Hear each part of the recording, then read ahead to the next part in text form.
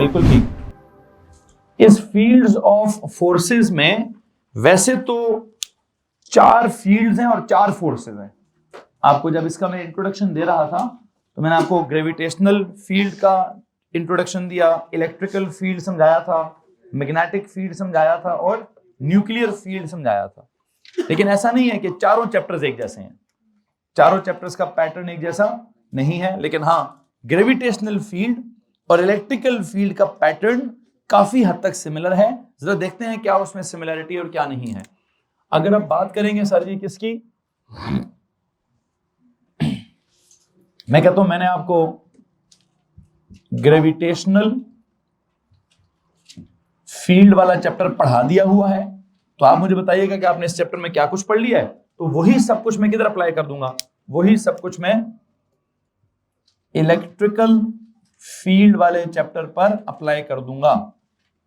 जरा सुनिए जनाब साहब, ग्रेविटेशनल फील्ड में आपने सबसे पहले क्या चीज पढ़ी? सबसे पहले न्यूटन का लॉ ऑफ ग्रेविटेशन पढ़ा है, और उसके नतीजे में आपने कौन सा फॉर्मूला डेवलप किया था? FG का फॉर्मूला, फोर्स ऑफ ग्रेविटी का फॉर्मूला। क्या फॉर्मूला था? Capital G capital M small m over क्या? d square. ओके, फिर उसके बाद क्या पढ़ा था? हाँ जी, ग्रेविटेशनल फील्ड स्ट्रेंथ के लिए आपने इसको किससे डिवाइड कर दिया था? इसको मास से डिवाइड कर दिया था। तो अगर आप इस फोर्स ऑफ ग्रेविटी को मास से डिवाइड कर रहे थे तो क्या फॉर्मूला डेवलप हुआ था? Capital G capital M over d square.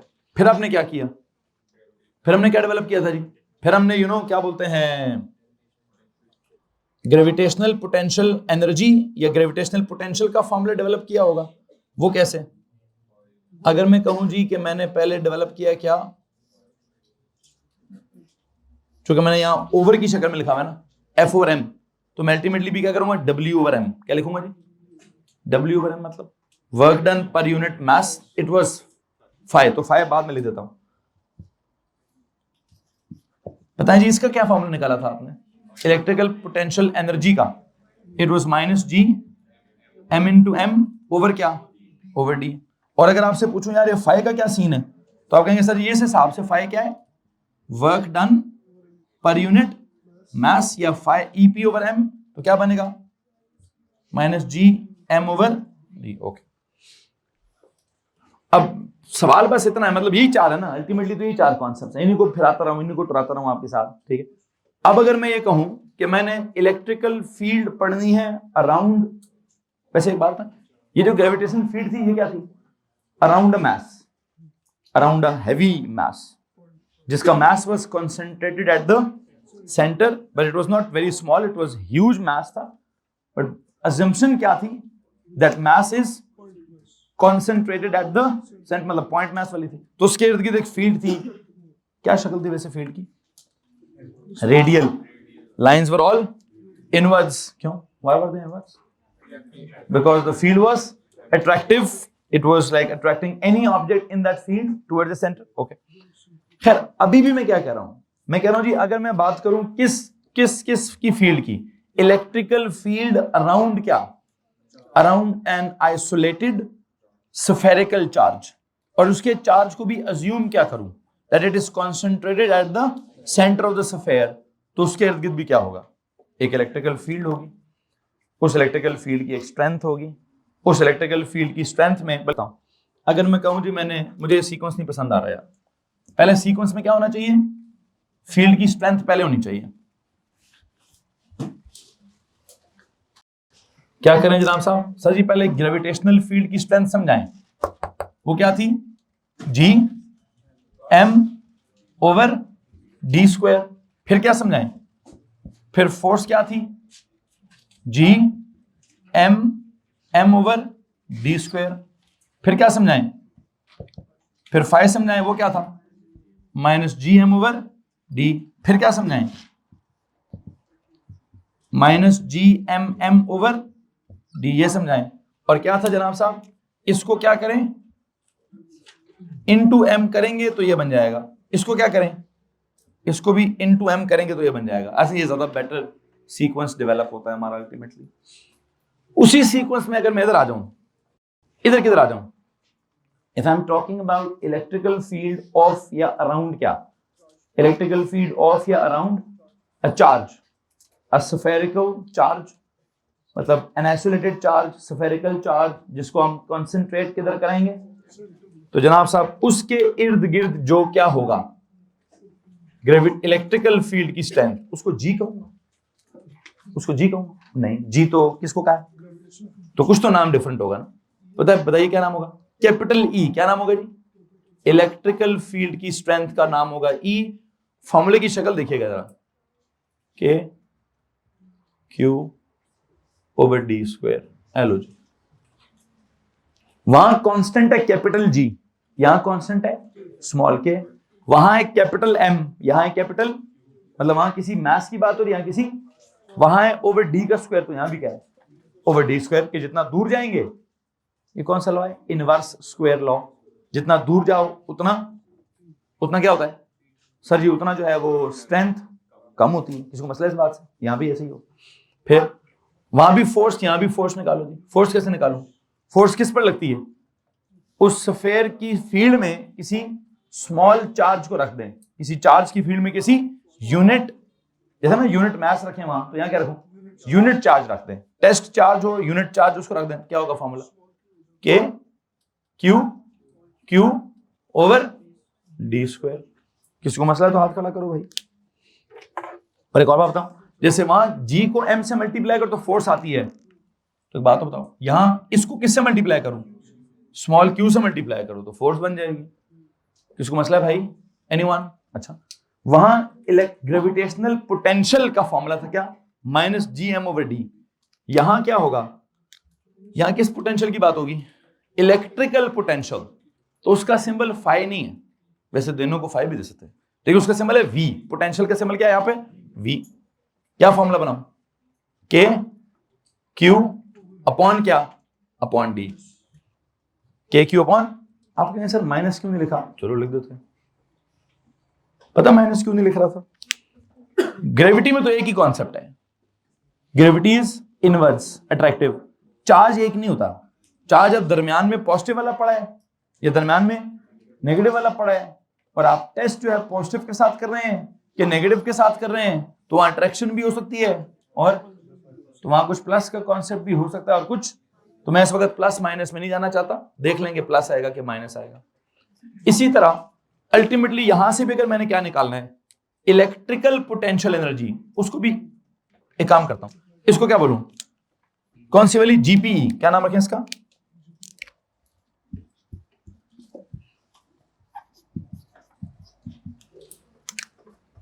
इसका नाम क्या रखो जी, ईपीई, इलेक्ट्रिकल पोटेंशियल एनर्जी।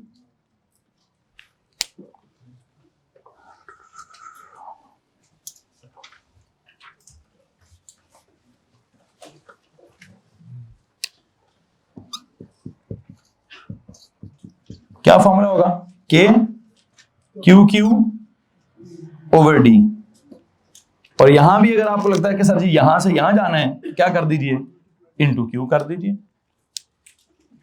चलो भाईजान, किसी को मसला यार है, तो ये फार्मूले मैंने दोबारा पढ़ाने हैं आप, हैं जी, इनकी शक्लें किस जैसी हैं, 100% उसी पिछले वाले चैप्टर जैसी हैं, सिर्फ क्या फर्क हो रहा है, वहां कॉन्सेप्ट था अराउंड, क्या, द कॉन्सेप्ट वाज अराउंड अ मास, अब क्या है, the concept is around a charge. If the concept is around a charge, the mass के इर्द गिर्द field will be gravitational, charge के इर्द गिर्द फील्ड विल बी इलेक्ट्रिकल।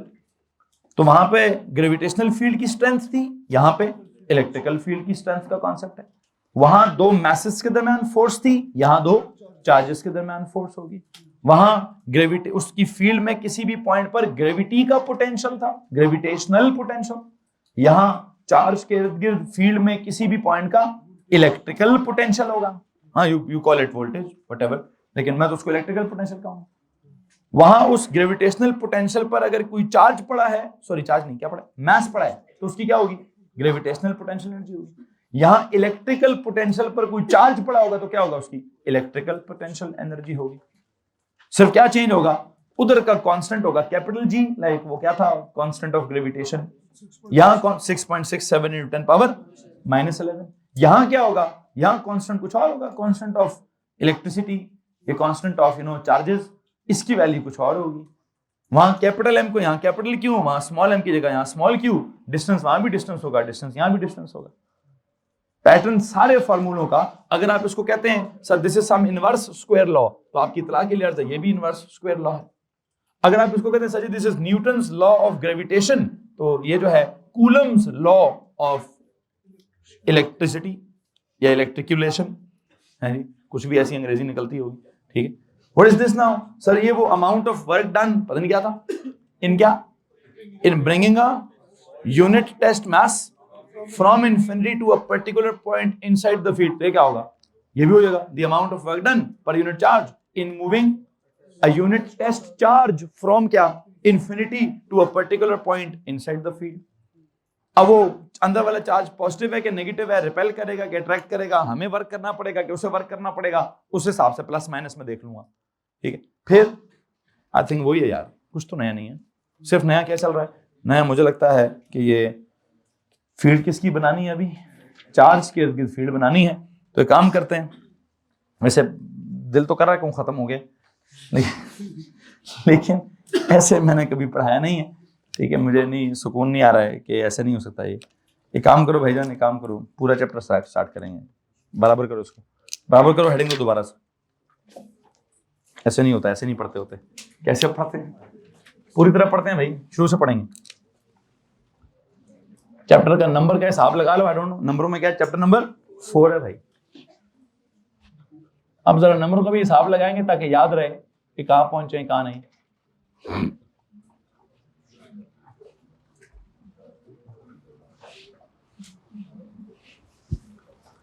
मुझे वैसे अपनी कॉपी दिखाओगे, मैं पिछले चैप्टर को देखना चाहता हूं कि उसका पैटर्न क्या डेवलप हुआ है।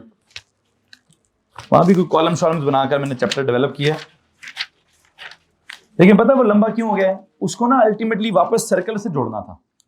किसे जोड़ना था, उस सर्कुलर मोशन से जोड़कर ऑर्बिटल वेलोसिटी बनाकर, तो वहां जाना पड़ गया, इसलिए काम लंबा हो गया। अदरवाइज जिस क्वांटिटीज की बात हो रही थी वो तो हम पहले कर चुके थे। नहीं, इसको सर्कल से नहीं जोड़ूंगा मैं।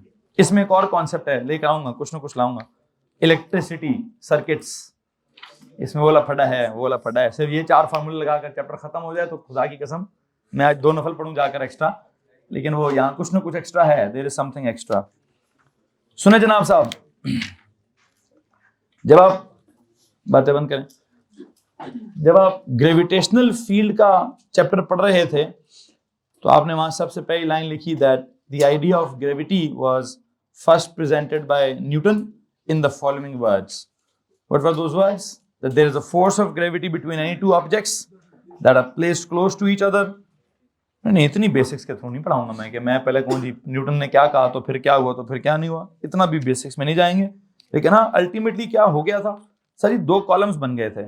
एक तरफ आप बात करते थे किसकी, ग्रेविटेशनल फोर्स की, फिर दूसरे कॉलम में आप बात करते थे किसकी, ग्रेविटेशनल फील्ड की स्ट्रेंथ की, और फिर कॉलम्स करते करते करते करते मैंने वहां बहुत एक्सटेंसिव पढ़ाया। मैं उतना एक्सटेंसिवली फिर भी नहीं पढ़ाऊंगा, 1.5 महीना नहीं है मेरे पास, टाइम कम है जनाब, तो मैं देखेंगे क्या करना है क्या नहीं करना। क्या करूं अभी, एक काम करता हूं यार, कुछ ना कुछ तो ओ लेवल में भी पढ़ा है, इलेक्ट्रिकल फील्ड में कुछ तो ओ लेवल में भी पढ़ा होगा, फिर कुछ एएस में भी हल्का फुल्का शायद, लेकिन एएस में इलेक्ट्रिकल फील्ड नहीं पढ़ा इस दफा। इस साल एएस में से उन्होंने इलेक्ट्रिकल फील्ड पूरे का पूरा निकाल दिया। सिर्फ आपके लिए क्या रखा था एएस में, इलेक्ट्रिकल सर्किट्स रखा था, इलेक्ट्रिकल फील्ड नहीं रखा। ठीक है जनाब साहब, तो मैं ओ लेवल से बात स्टार्ट करने की कोशिश करता हूं, थोड़ी सी ओ लेवल में जाते हैं।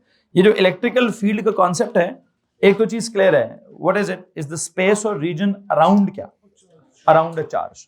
हाँ, तो चार्ज की बारे में थोड़ी मैं ऑर्डिनरी लेवल की कॉन्सेप्ट लिखवाने की कोशिश करूंगा। इससे पहले कि ऑर्डिनरी लेवल के कॉन्सेप्ट पे जाऊं, एक जुमला लिखो यार, इसका थोड़े से लिखने की स्पीड थोड़ी तेज रखनी है भैया। इट इज द रीजन और स्पेस, क्या है electrical field, it is the region और स्पेस अराउंड क्या, around a charge, around a charge, where क्या हो सकता है, where it can exert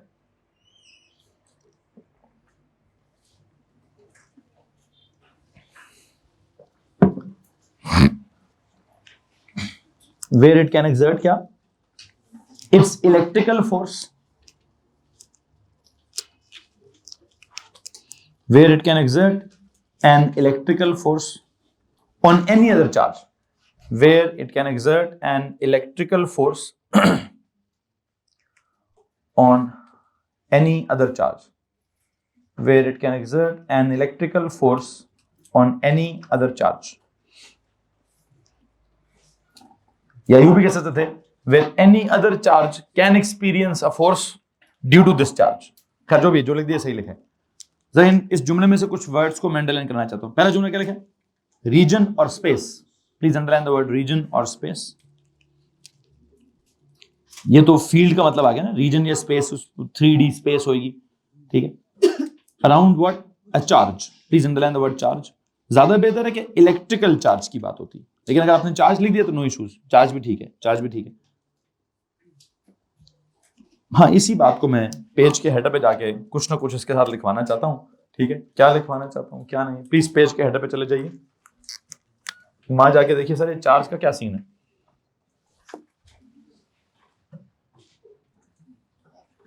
charge का पूरा वर्ड क्या है? It's better to write electrical charge. या अगर चार्ज लिख दिया तो ब्रैकेट में इलेक्ट्रिकल चार्ज लिख दो, और अगर इलेक्ट्रिकल चार्ज लिख दिया तो ब्रैकेट में चार्ज लिख दो। असल लफ्ज होना चाहिए क्या? Electrical charge. ब्रैकेट में लिखो सिंपली चार्ज और सिंपली चार्ज और सिंपली चार्ज। ओके, अब इसके बारे में मैं आपके पेज के हेडर पे कुछ ऑर्डिनरी लेवल की बातें लिखवाना चाहता हूं। प्लीज मुझे सबसे पहली बात ये बता दीजिए कि क्या ख्याल है आपका इसके बारे में, ये चार्ज क्या चीज होती है? ओ लेवल का बच्चा किस तरह सोचता है चीजों को? उसको सबसे पहले ये समझाया जाता है भाई ये फिजिकल क्वांटिटीज क्या होती हैं। वो मैक्सिमम सोचे तो क्या सोचता है कि सर बेस क्वांटिटी कौन सी और डिराइव्ड क्वांटिटी कौन सी है। फिर वो सोचता है उसका सिंबल क्या है, फिर सोचता है उसकी यूनिट क्या है, फिर सोचता है उसका फार्मूला क्या है। तो वहां से कोई ना कोई मतलब निकालने की कोशिश करता है। तो मुझे लगता है कि ओ लेवल का बच्चा इसके बारे में क्या सोचेगा? सबसे पहली चीज वो सोचेगा सर जी ये क्या चीज है? ये एक फिजिकल क्वांटिटी है। अच्छा, अगर ये फिजिकल क्वांटिटी है तो इसका सिंबल क्या है? Q, और इसकी यूनिट्स क्या है? स्लैश क्या? C for Coulomb's. चार्ज इसका Q है और कूलम्स उसकी वो है। अच्छा, दूसरी चीज फिजिकल क्वांटिटी में ये बेस है कि ड्राइव्ड है? वैसे होना तो इसको बेस चाहिए, होना क्या चाहिए? बेस। ये है नहीं। बेस कौन है? इलेक्ट्रिकल करंट बेस क्वांटिटी है। ये क्या है? ये मैंने बहस की होगी कहीं, पिछले साल मैंने इसके ऊपर बहस की होगी कि सबसे पहले पढ़ाते चार्ज हैं, लेकिन सबसे पहली क्वांटिटी क्या है? करंट है, ठीक है। खैर इस पे आता हूं, मैं बहस करता हूं थोड़ी सी और। क्या लिखिए इसके साथ? अगर ये ड्राइव्ड क्वांटिटी है तो हम कहते हैं ड्राइव्ड क्वांटिटीज के क्या होते हैं? कुछ फार्मूले होते हैं। क्या होते हैं जनाब? फार्मूले होते हैं। क्या फार्मूला है इसका? Q is equal to IT। अब मैं तो अभी Q is equal to IT नहीं पढ़ाऊंगा, मैं तो Q इज इक्वल टू क्या, वो आप सही बोल रहे हैं, N इंटू E पढ़ाऊंगा। क्या पढ़ाऊंगा जी? खैर Q is equal to IT में और Q is equal to NE में क्या सीन है देखते हैं। एक लिखें Q is equal to IT, दूसरा क्या लिख दीजिए? एक और भी होता है Q is equal to N into E। मुझे ज्यादा इंटरेस्ट किस में है? N इंटू E में है। What is this N into E यार? क्या मतलब इसका? N फॉर नंबर ऑफ क्या? Charged particles. E फॉर क्या? Elementary charge. क्या जनाब? What is this elementary charge?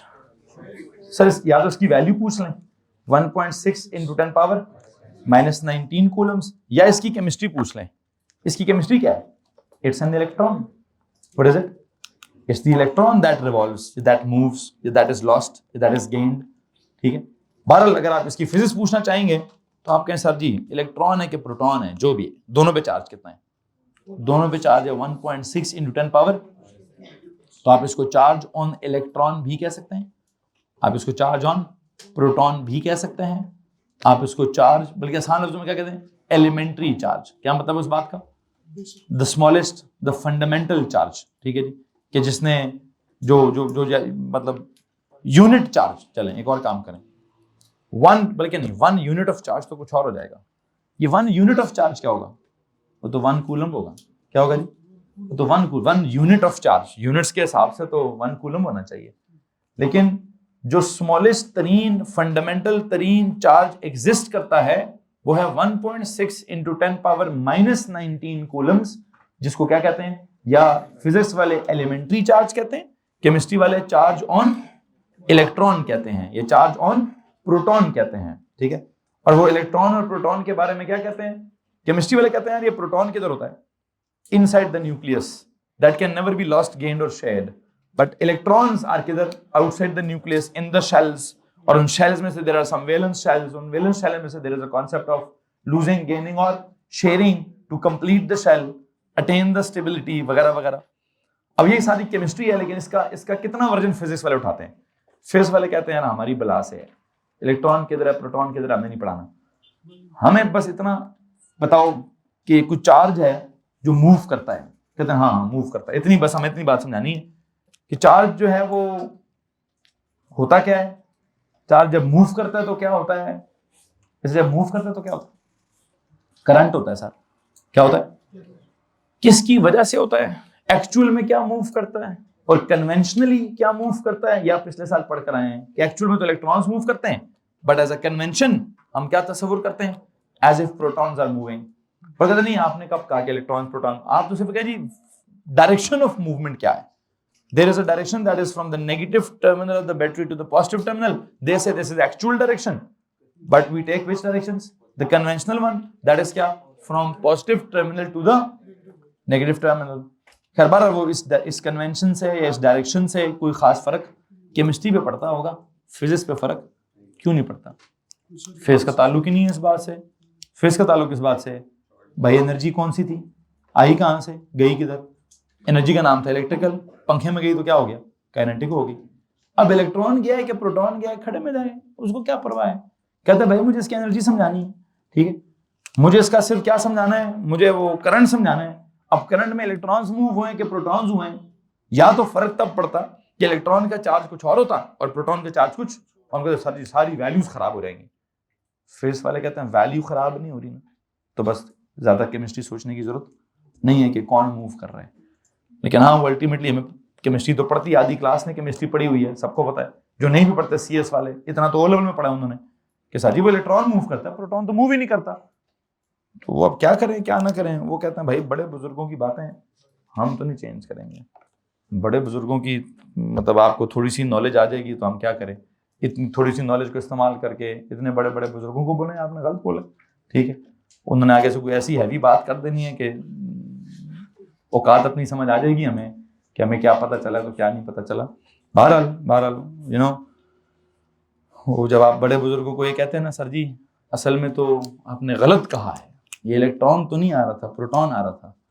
वो कह रहे हैं पांड्या जा तेरे बाप दादा ने बल्ब पैदा किया है, ठीक है, ये इलेक्ट्रॉन से जा बल्ब पैदा करके दिखा, ठीक है, जा तुझे नया जो फार्मूला पता चल गया ना कि अब इलेक्ट्रॉन मूव करता है, प्रोटॉन तो मूव करता नहीं है, तो एक काम कर बल्ब की ना रंगत चेंज करके दिखा। बल्ब तो वैसे ही रहेगा ना भाई, इलेक्ट्रॉन मूव हो रहा है, प्रोटॉन मूव हो रहा है। फिजिक्स के बड़े बुजुर्ग क्या कहते हैं? कहते हैं हमें क्या परवाह है कौन मूव हो रहा है, तुझे रात को रोशन कर दी ना हमने, तुझे गर्मी में ठंड दिला दी ना भाई, ठीक है, तुझे पूरी बिजली का निजाम बना के दे दिया ना, ठीक है, इतना बड़ा निजाम बना के दे दिया और तू हमें आके समझा रहा है ओ बुजुर्गो गलत कीता ने काम है जी, मगर निकम्मे सारा काम हमने कर लिया, एंड पे एक चीज निकाल के हमें आके समझा रहे हो तुम, ठीक है। तो केमिस्ट्री अपने पास रखो। क्या करो? केमिस्ट्री अपने, फिजिक्स तो वैसे ही चलेगी जैसे हमारे बड़े बुजुर्गों ने कही है, अनलेस और अनटिल तुम क्या करो, अनलेस और अनटिल तुम कोई नई चीज इजाद करके दिखाओ। एक है नई चीज, that is electronics. Electrical engineering वाले अपना फार्मूला नहीं चेंज करते, वो अपना सीक्वेंस नहीं चेंज करते। एक नई चीज है इलेक्ट्रॉनिक्स। वो क्या करते हैं?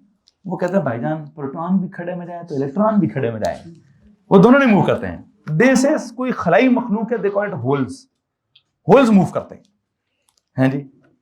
वो जो आपकी कंप्यूटर चिप्स होती हैं, पता नहीं सेमीकंडक्टर्स होते हैं, वहां कोई अजीब ही चीज मूव कर रही है, पता नहीं आपने उसकी सीएस में इलेक्ट्रिसिटी पढ़ी है उसकी क्या? होते हैं और फिर वहां को थ्योरी चेंज कर दी उन्होंने, इलेक्ट्रॉन बैंड थ्योरी, यानी पता नहीं वैलेंस बैंड में पता नहीं क्या होता है, कंडक्शन बैंड होता है तो कंडक्शन बैंड में फॉरबिडन बैंड होता है तो फॉरबिडन बैंड में कुछ होता है, तो पता नहीं अजीब ही नई थ्योरी मार दी उन्होंने। ठीक है, खैर जो भी है वो मेरा टॉपिक अभी नहीं है।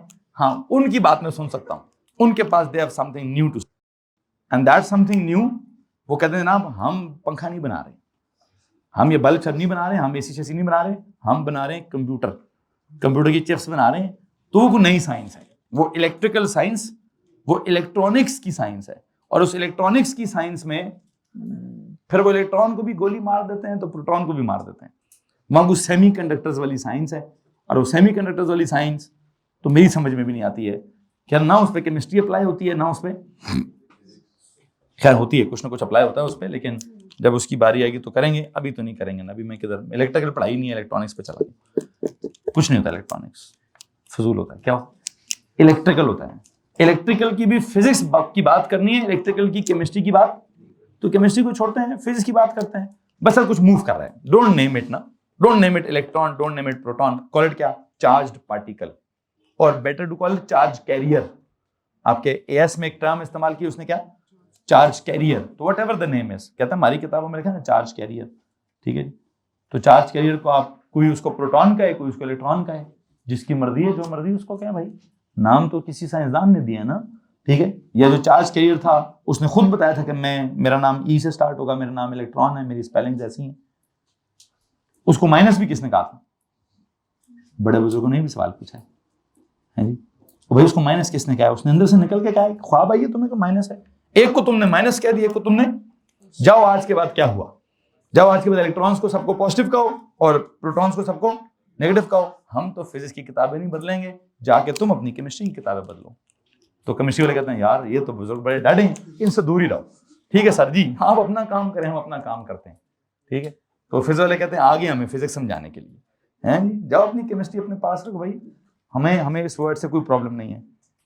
बहरहाल क्या करना क्या नहीं करना, वापस आओ यार जी भैया, इधर ध्यान देंगे।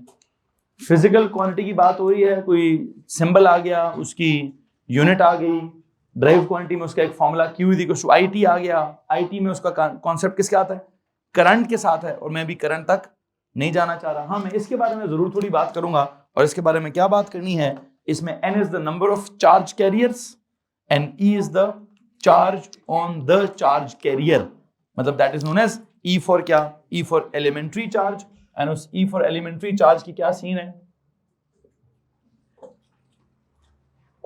वो E फॉर इलेक्ट्रॉन भी नहीं कह रहा, वो कहता है E फॉर एलिमेंट्री चार्ज, उसकी वैल्यू 1.6 इंटू 10 पावर -19 कूलम्स।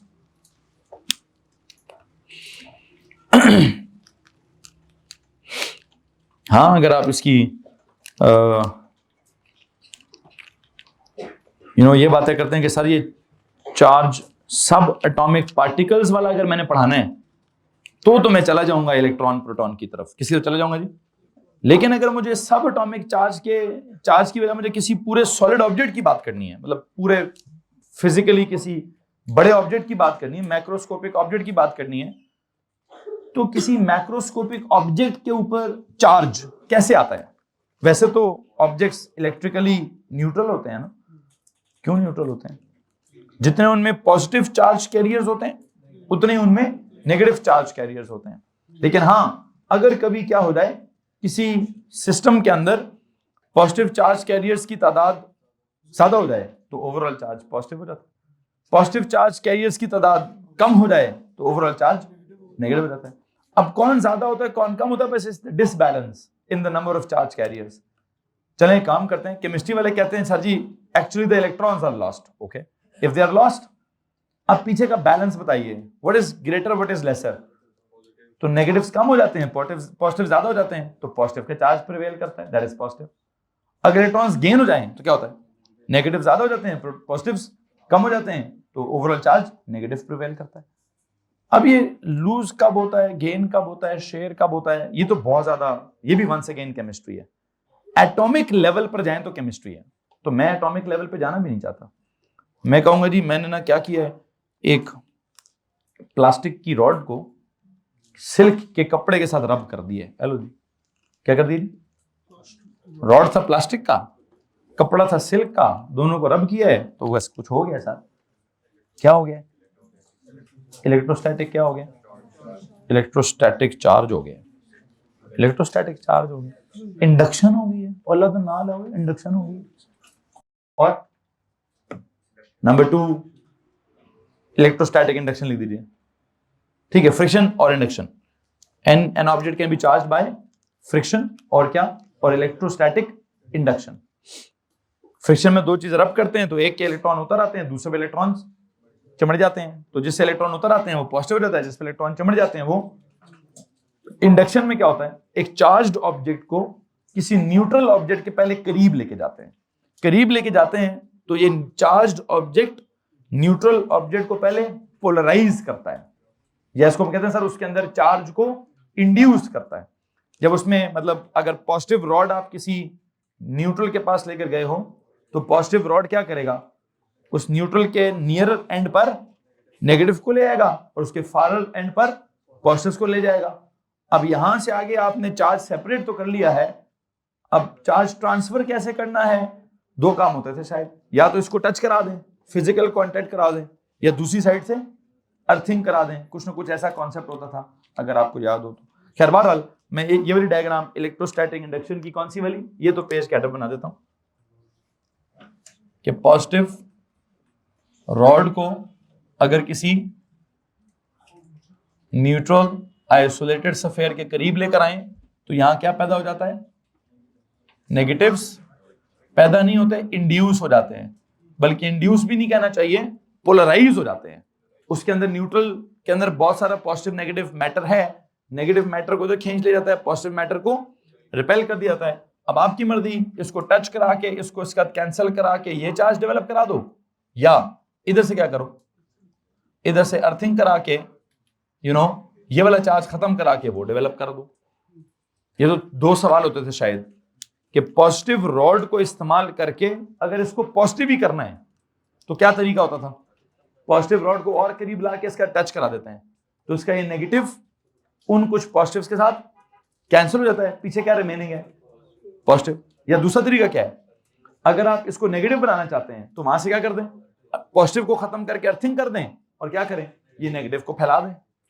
इसको मसला है भाई, ये ओ लेवल की बातें हैं, ए लेवल की नहीं है। आपको पता होंगी, 2-3 साल पहले आपने कहीं पढ़ी होंगी। बहरहाल मैं भी क्या कराना चाहता हूं, मैं इस कॉन्सेप्ट पे जाना चाह रहा हूं अगले असल कॉन्सेप्ट की तरफ, जिस सीक्वेंस में मैंने आपको क्या पढ़ाया है बच्चों, जिस सीक्वेंस में मैंने आपको ग्रेविटेशन वाला कॉन्सेप्ट कराया है, मैं तो उसी सीक्वेंस को फॉलो करना चाहता हूं। उस सीक्वेंस में क्या करें क्या ना करें, वो कहते हैं जनाब साहब कूलम्स के लॉ से बात को स्टार्ट करते हैं। और कूलम्स का लॉ क्या है? नॉर्मल नोट्स में आइए, प्लीज हेडिंग दीजिए, कूलम्स लॉ ऑफ इलेक्ट्रिसिटी। आपने इलेक्ट्रिकल फील्ड के साथ क्या जुमला लिखा है? इट इज अ रीजन और स्पेस अराउंड क्या? Around a charge where it can क्या? exert its electrical force. Please underline that electrical force. इस इलेक्ट्रिकल फोर्स को समझाने के लिए what is there now? There is this Coulomb's law. Heading दें जी Coulomb's law की।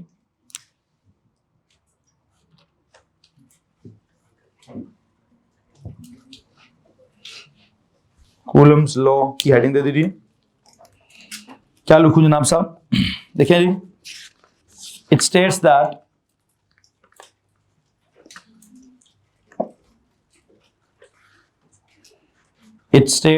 there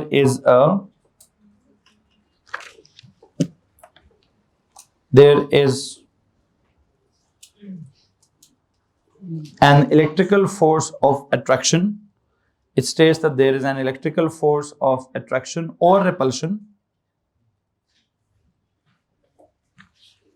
There is an electrical force of attraction or repulsion between. अच्छा, अभी उनको क्या कहूं, जैसे उधर भी मैसेज को पॉइंट मैसेज कहा था, इनको अल्टीमेटली क्या कह दूं? Point charges between any two point charges. लेकिन इस पॉइंट वाला वर्ड जरा ब्रैकेट में लिखिएगा। बिटवीन, मैं तो वैसे लिखवाना था एनी टू चार्जेस लिखवाना चाहता था, लेकिन वो पॉइंट इसलिए लिखवा रहा हूं कि पहले भी कहीं था पॉइंट मैसेज, तो आप पॉइंट चार्जेस कर लीजिए। there is an electrical force of attraction or repulsion between any two point charges which are placed close to each other. It states that there is an electrical force of attraction or repulsion between any 2 point charges that are placed, वैसे इस बात को भी bracket में लिखे हैं, that are placed close to each other. ये each other क्यों लिखा है मैंने, placed close to each other क्यों लिखा है? फील्ड का जिक्र किया है शायद कि एक दूसरे की फील्ड में होंगे तभी ये फोर्स अट्रैक्ट होगी. लेकिन मैं असल में तो फोर्स का फॉर्मूला बताना चाहता हूं. क्या होगा फोर्स का formula? Directly proportional to the product of their charges and inversely proportional to the square of the distance between their centres. तो वही फ्रेज जो न्यूटन के लॉ में थी वही फ्रेज यहां पर भी है. तो जरा इसको मुकम्मल कीजिए please. There is an electrical force of attraction और repulsion between any 2 point charges that are placed close to each other. इसको ब्रैकेट में कीजिए. अब लिखिए that is directly proportional to, that is directly proportional to what? To the product of their, that is directly proportional to the product of क्या? Product of their charges, directly proportional to the product of the charges and inversely proportional to the square of the distance between their centers.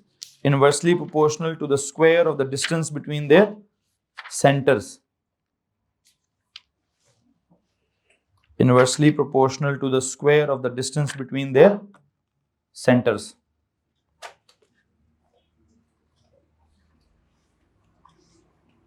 जहां तक किसी को मसला है जनाब साहब, तो अगर आप इसकी कोई ड्राइंग्स वगैरह या नोट्स बनाना चाहते हैं तो क्या कर लीजिए, मैं कहता हूं सर जी एक ये चार्ज कर लीजिए, एक ये चार्ज कर लीजिए, यहां पे भी चार्ज है, यहां पे भी चार्ज है. इसको मैं मैस नहीं कह रहा अभी, पहले आप इनको मैसेस कहते थे, मैं इनको चार्जेस कहता हूं.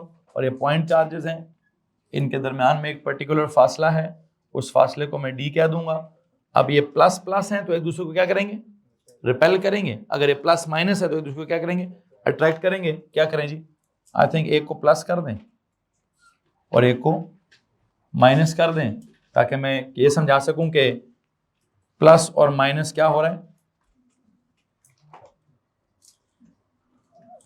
ये उधर की तरफ चला जाता है और वो इधर की तरफ आ रहा है.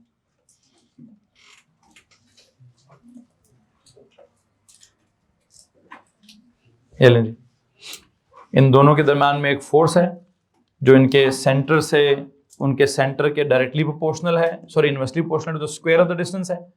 खैर एक काम करता हूं, इसको क्या सिंबल दूं? कैपिटल क्यू का दे देता हूं. इसको क्या करूं? स्मॉल क्यू का सिंबल दे देता हूं. इनके बीच में यहां से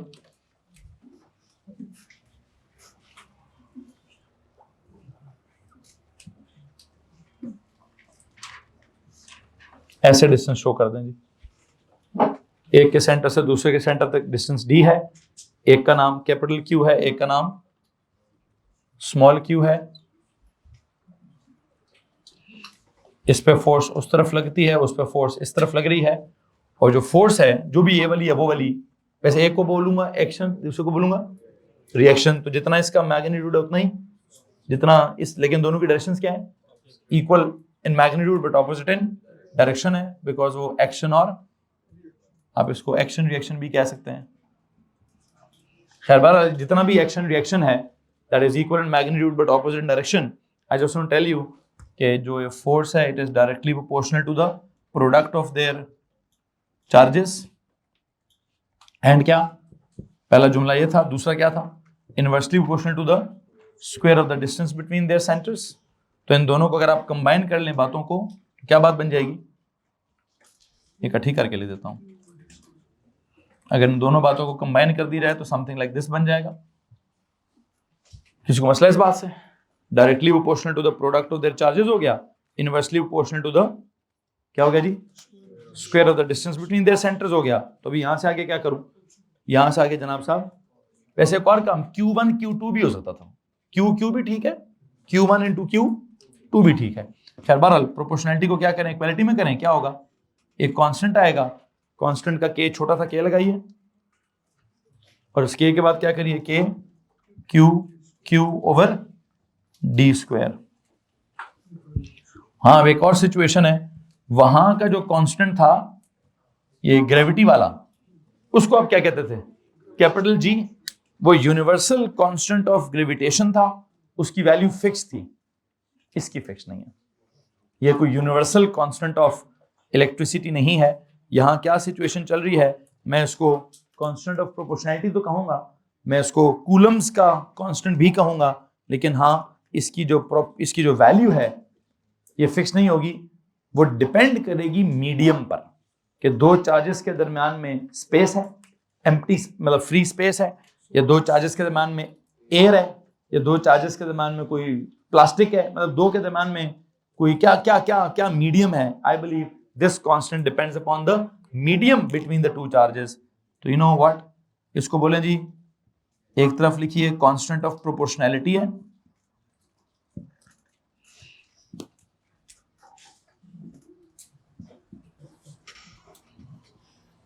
और दूसरी तरफ क्या लिखिए, दूसरी तरफ इस कांस्टेंट ऑफ प्रोपोर्शनैलिटी को क्या बोलिए, कूलम्स कांस्टेंट।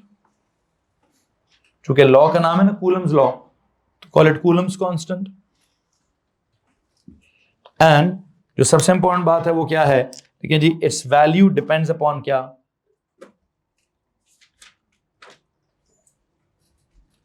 हाँ जी, इट्स वैल्यू डिपेंड्स अपॉन क्या जनाब, depends upon the medium between the two charges. Its value depends upon the medium between the two charges. Depends upon क्या जी? Depends upon the medium between the what? Two charges. असल में अब यहां से अगली बात क्या निकलती है, मीडियम। ये बड़ा इंपॉर्टेंस रखता है जी। मीडियम क्या होगा, या तो होगा ही नहीं, तब भी उसको मीडियम कहेंगे हम। क्या, मीडियम के दो काम हैं, या तो मीडियम होगा free space, that is vacuum, या मीडियम होगा कोई भी मीडियम, मतलब यू नो एयर या समथिंग एल्स, ठीक है, एयर कर दें, दैट इज, उसके लिए एक नाम है डाई इलेक्ट्रिक। अगर तो फ्री स्पेस मतलब वैक्यूम मीडियम हो सकती है, या फिर क्या होगा, या अगर एयर या कुछ और मटेरियल हुआ तो मैं उसके लिए नाम क्या रख रहा हूं, डाई इलेक्ट्रिक। एक नाम है, टर्म है डाई इलेक्ट्रिक। किसी भी मीडियम को डाई इलेक्ट्रिक कहते हैं। क्या कहते हैं जी, कोई भी मीडियम होगा, एयर हुई मतलब लिक्विड हुआ, वाटर हुआ, सॉलिड हुआ, प्लास्टिक हुआ, कंडक्टर हुआ, मेटल हुआ, कुछ भी दो चार्जेस के बीच में है, उसको क्या बोलिए, डाई इलेक्ट्रिक बोल दीजिए, ठीक है। और इन दोनों की क्या होगी, इन दोनों की असल में एक टर्म है परमिटिविटी ऑफ द मीडियम। क्या होगा जनाब साहब, इनका क्या सीन होगा जी, यहां से आगे एक टर्म क्या निकालने लगा हूं, permittivity. Permittivity of the free space, और यहां से कल लफ्ज क्या निकलेगा जी, permittivity of the what of the medium of the dielectric। अच्छा, अब ये परमिटिविटी क्या चीज है सर जी, ये तो एक नई क्वांटिटी है, इसका सिंबल है समथिंग लाइक दिस, E, बल्कि E नॉट। इसका सिंबल क्या है, E, जस्ट E। हेलो जी, एक की परमिटिविटी का सिंबल मैंने क्या रख दिया है, E रख दिया है, और दूसरी की परमिटिविटी का सिंबल मैंने क्या रख दिया है, E नॉट रख दिया है। खैर बार मैंने अब किसको E कहना है, किसको E नॉट कहना है, किसका क्या जवाब निकालना है, क्या जवाब नहीं निकालना, वो मैं अगले लेक्चर में डिस्कस करूंगा। बस इतना आपको बताता चलूं कि K को मैं किससे रिप्लेस करने लगा हूं, E से या E नॉट से, लेकिन इतनी आसानी से नहीं करूंगा। K का E के साथ एक और फार्मूला है, K का E के साथ एक और फार्मूला है। वो क्या फार्मूला है, वो क्या फार्मूला है, वो ये फार्मूला जी, K is equal to 1/4 pi epsilon, क्या जी, के इज इक्वल टू क्या 1/4 पाई एप्सिलॉन। 1 ऊपर आ गया, 4 नीचे आ गया, पाई भी नीचे आ गया, और इसको रीड क्या कर रहा हूं मैं, एप्सिलॉन। इस ई को क्या रीड कर रहे हैं जी, कहीं लिखें साइड पे जरा, E is read as epsilon, epsilon, epsilon, epsilon, whatever, जो भी पढ़े epsilon, EPSILON, EPSILON,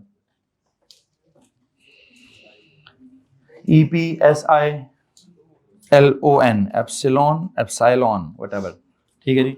चलो जनाब साहब, अब ये E की क्या वैल्यू होगी, तो E नॉट की क्या वैल्यू होगी, मैं इस टॉपिक में भी नहीं जाना चाहता, मैं इस टॉपिक पर कल के लेक्चर में चला जाऊंगा। मुझे बस बताइए फॉर्मूला क्या हो गया, फॉर्मूला चेंज हो गया। K की जगह क्या करूं अभी, K की जगह लिखें 1 क्या 4 पाई एप्सिलॉन, आगे क्या लिखें Q into Q over D square. तो फॉर्मूले को क्या बनाएं, इसके नीचे जाएं और फॉर्मूला क्या बनेगा जी, I think formula should be this, K को रिप्लेस कर दें किससे, 1/4 pi epsilon into Q over क्या, ओवर डी का square, over D square, Q D square. आप इसमें Q और Q को तो समझ लें, D का स्क्वायर भी समझ लें। क्या बीच में रह गया जी सर, ये 4 पाई एप्सिलॉन क्या चीज है, एप्सिलॉन की क्या वैल्यू है, फ्री स्पेस हुआ तो क्या सीन है, कोई मीडियम हुआ तो क्या सीन है। 2 कॉलम्स आपके बन चुके हैं, एक तरफ में फ्री स्पेस वाली कहानी सुना दूंगा, दूसरी तरफ में किसी मीडियम वाली कहानी सुना दूंगा। But I think in the next lecture, यहां तक किसी के पास कोई सवाल है तो हाथ खड़ा कर दीजिए। एनीवन जी, चलो जी दैट्स इट, यहां से आगे नेक्स्ट लेक्चर में डिस्कस करें।